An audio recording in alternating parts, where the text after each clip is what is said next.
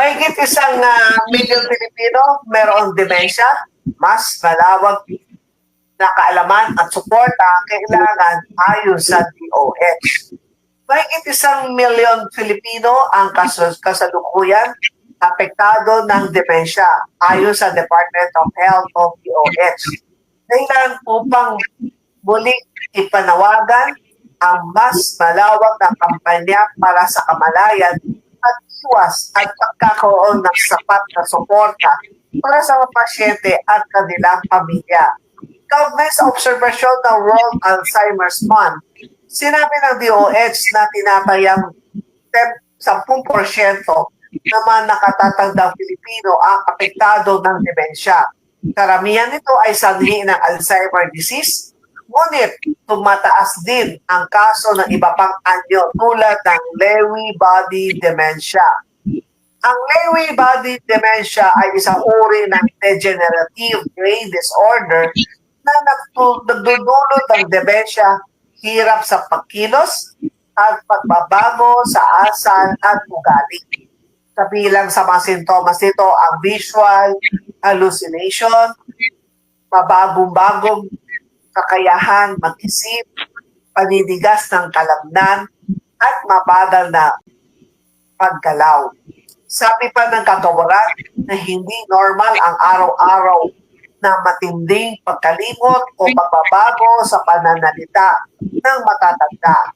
Aniya, bukod sa memory loss, maaaring makaranas ang mga pasyente ng demensya ng biglang pagbabago ng sa personalidad.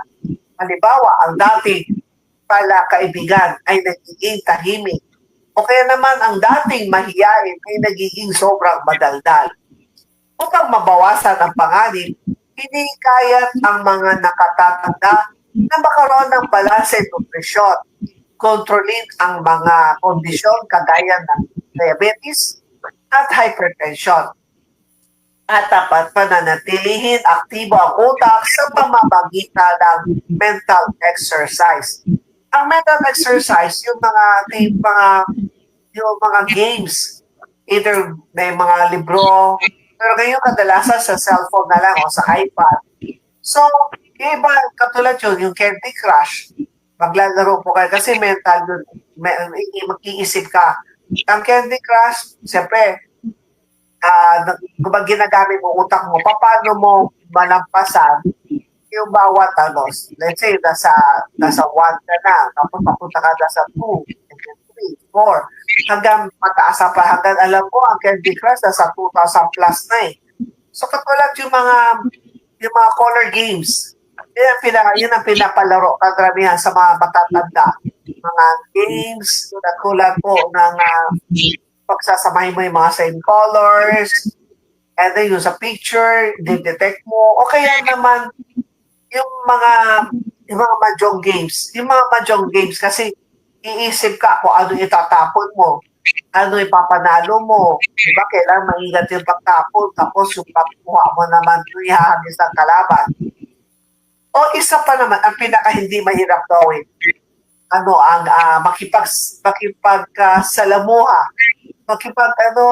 let's say, telebabat. Sabi nga nung time, nung na-interview ko si Dr. Carter Rabo, ang isa pinakamaganda para hindi kayo makaroon ng demensya, makipagsismisan kayo, maging marites. Yung active ang utak mo eh. Kapag nagkipagsismis ka dito, kunwari, kausap kita. Uy, alam mo, balita ako, ganitong lugar, may mga ganong masasarap na pagkain. Tapos, alam mo ba, nakita ko si kumpare, may kasamang ibang babae. Tapos, ang bata-bata pa, natural, active ang utak mo. Tapos, uy, sabihin ko sa'yo, kung sasabihin sa iba, ha? Tapos, sabi ko, nakita ko lang yan. At diba, ang mentality ng tao, the more mo sabihin na, huwag mo sasabihin sa iba, ganun din ang sasabihin niya sa iba hanggang sa pasa-pasa na. So, ganun ang yung kailangang aktibo. Kaya mag-join ka o kaya naman, siguro sa mga fellowship meeting, yung mga church Bible study, yung pwede yun. Kasi meron kang kausap. meron kang kumbaga meron kayong mga barkada, huwag ka lang sa bahay.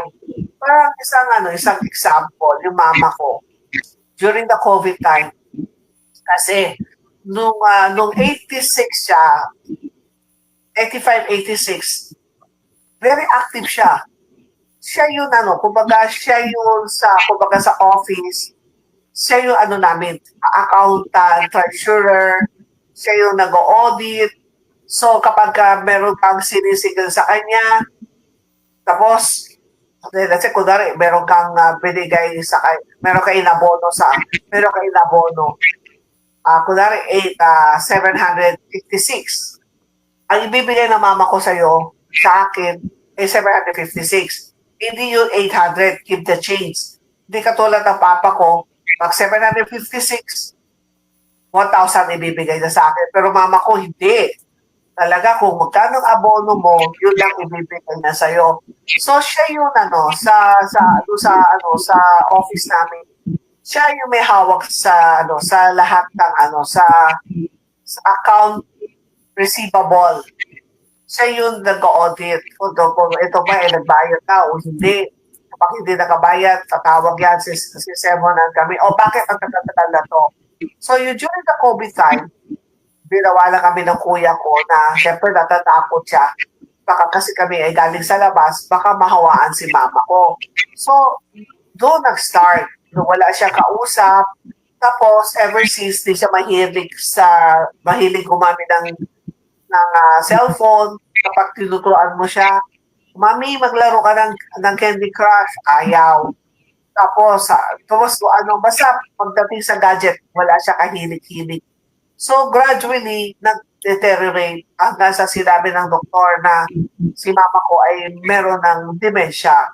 So, meron yung mga tao na may dementia, meron yung nagiging matapang, pero sa mama ko, tahimik lang siya, mostly mas nakapikit, hindi ba siya masyado. Minsan, pagka pinupuntahan, dinadalaw ko siya, kami makakapatid. Minsan, kilala niya ako, minsan hindi niya ako kilala.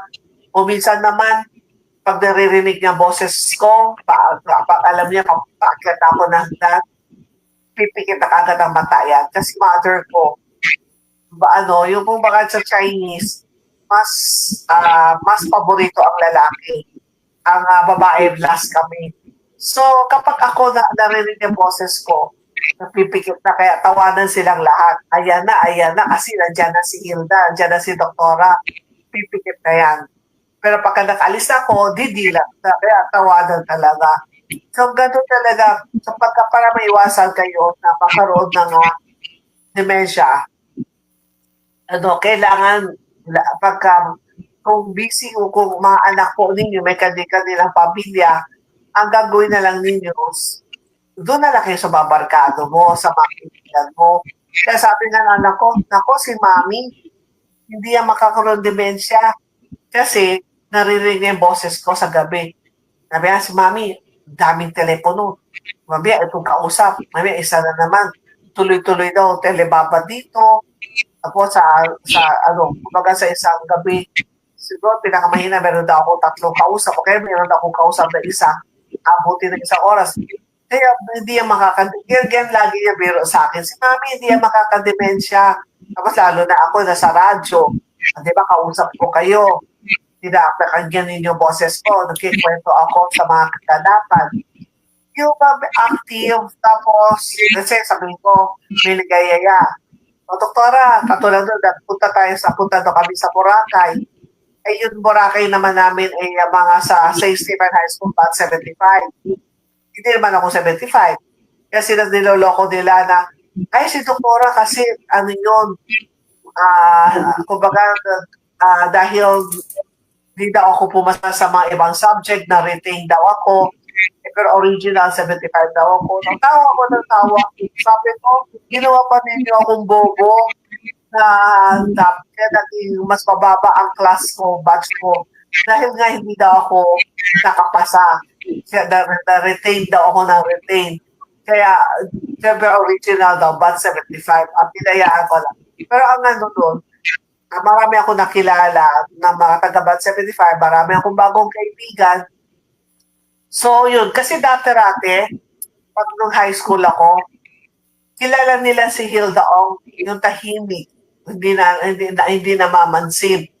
Parang tingin nila sa akin noon, suplada. Kasi talaga nung during the elementary, high school, college, from school, diretso na sa office namin, tapos office, bahay, ganun lang. Hindi ako nakikita, hindi pagka-recess, hindi ako lumalabas, doon lang ako sa upuan ko. So nagulat silang lahat, paano daw ako naging radio broadcaster? Paano ako naging reporter? Na ano daw, sobrang tahimik daw ako. Na bigla naging madaldal. Hindi ako may demensya kasi kanina ang sabi daw either tahimik before nagiging madaldal. Wala po akong demensya. Ang sa akin, ito ay sa akin, ginikwento ko lang paano maiwasan ng pagkaroon ng Alzheimer. At isa talaga, most ng demensya, yung mga nag-i-snore, diba, na-feature ko na doon. Kapag malakas mag-snore, kailangan po ninyo gumamit ng CPAP machine. Pag gumamit kayo ng CPAP machine, sabi yung oxygen para pumasok, para umakyat sa utak mo. So, kung sabi nila, kulang sa oxygen, nagkukos din ng demensya. Ito yung dementia naman, ang sabi naman ng mga neurologists, wala naman talagang gamot.